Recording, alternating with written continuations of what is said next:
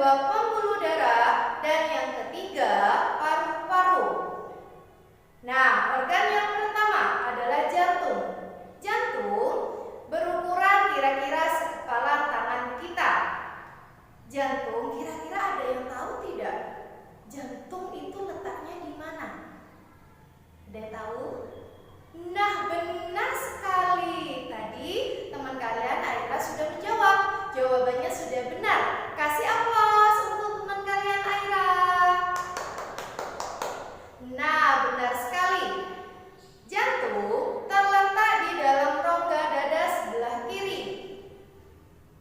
Adapun fungsi dari jantung itu sendiri, kira-kira apa ya fungsi jantung itu ya?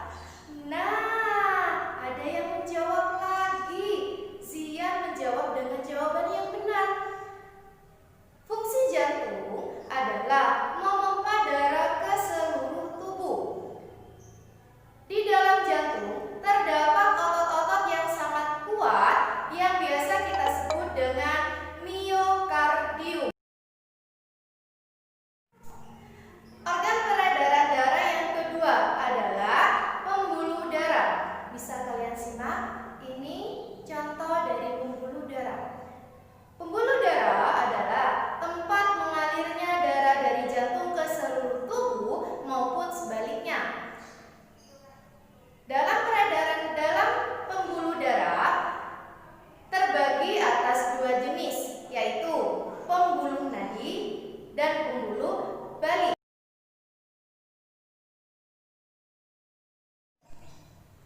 Pembuluh darah dibagi menjadi atas dua macam, yaitu pembuluh nadi atau pembuluh balik. Nah, kita bahas masing-masing ya. Apa itu pembuluh nadi dan apa itu pembuluh balik? Nah, sebelumnya bisa kalian lihat. Ini adalah salah satu contoh dari pembuluh nadi. Pembuluh nadi adalah pembuluh yang membawa darah yang kaya O2 atau oksigen keluar dari jantung ke seluruh tubuh. Pembuluh nadi yang terbesar bisa kita sebut dengan aorta. Yang kedua adalah pembuluh balik.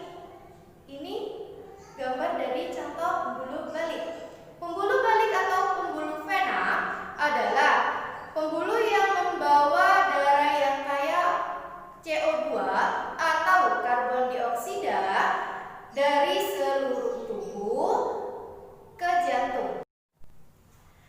Pembuluh nadi dan pembuluh bilik bercabang-cabang.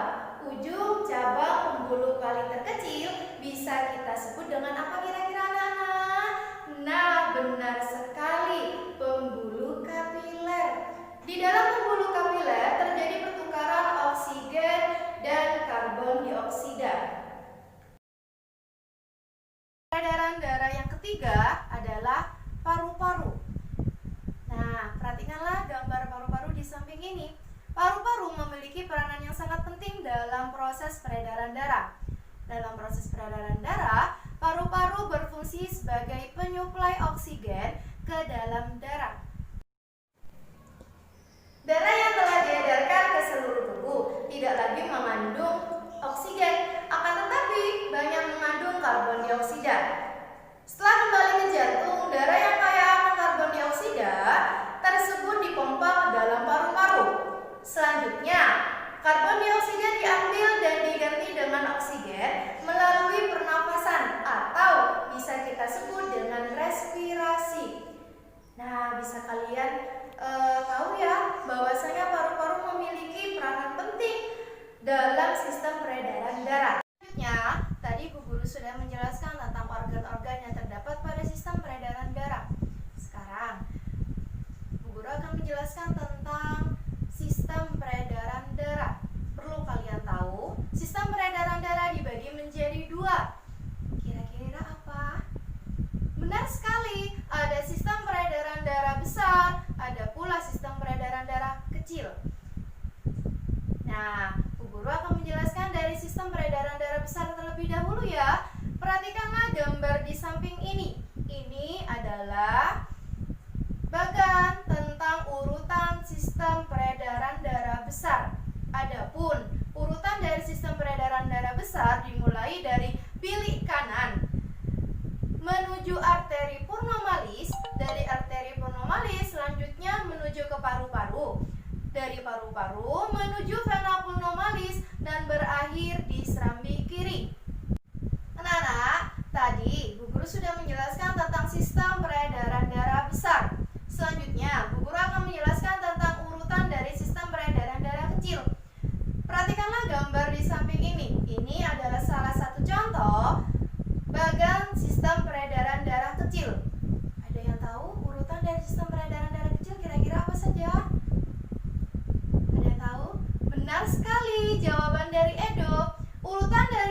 Urutan dalam sistem peredaran darah kecil dimulai dari bilik kiri, kemudian ke arteri besar atau bisa kita sebut aorta, selanjutnya ke arteri, kemudian ke seluruh tubuh, selanjutnya ke vena dan berakhir di serambi kanan. Itulah urutan dari sistem peredaran darah kecil. Sudah jelas ya anak-anak? Tadi Bu Guru sudah menjelaskan tentang